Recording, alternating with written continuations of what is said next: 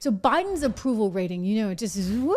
It's like so much lower every single day. And there was a new poll that came out from Gallup, and like he's really doing badly. So the question that some people are now asking is whether or not there's any chance he actually resigns. Like, could he actually say, I'm not going to make it till January 20th? It's not in me. He did pardon his son already, and he pardoned like thousands of other people too, including some people that most agree one wouldn't pardon. But nonetheless, he got all that done. So why stick it out? I mean, why is he staying around there? He and Kamala came back into D.C. the other day, and everybody's like, why is this? What was this about? It was partly related to the shutdown, but he wouldn't even get out and speak on the shutdown. So that caused a lot of additional concerns. I mean, is he really in such bad shape? KJP was grilled on it just last week. Listen. Last question, Corinne, and I know you have tried to answer it several times, but shouldn't Americans hear from the President of the United States just hours from a shutdown? What Americans need to know is that you have Republicans in Congress, in the House, who got in a way, who stopped a bipartisan agreement. They got in the way. They created this mess.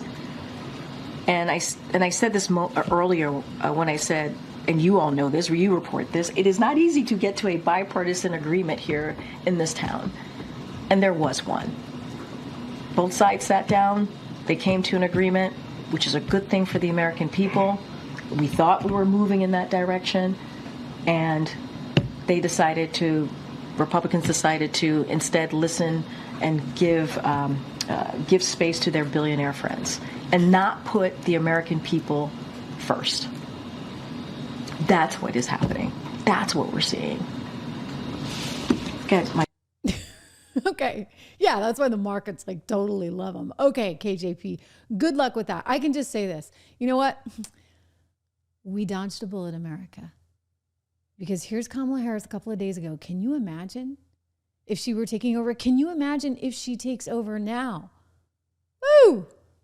And I ask you to remember the context in which you exist. Yeah, I did that.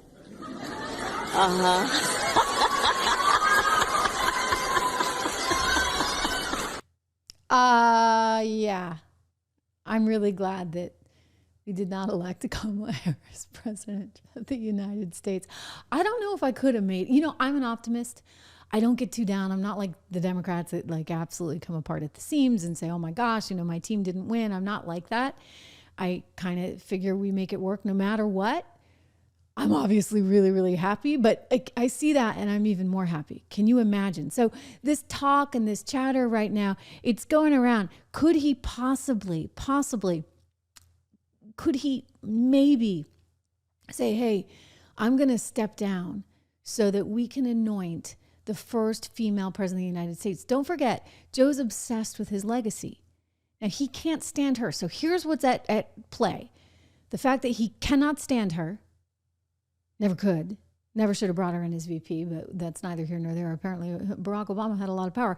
He can't stand her, and yet, simultaneously, he's so desperate. His own ego is so desperate to be something, and he wants to be remembered for something. So that's what people are saying. It actually tips the column in the potential that he might look at bringing Kamala Harris in as first female president. I mean, my thought on that is that it would be really dumb and he would be badly remembered for that, because I don't think women want to just get handed anything.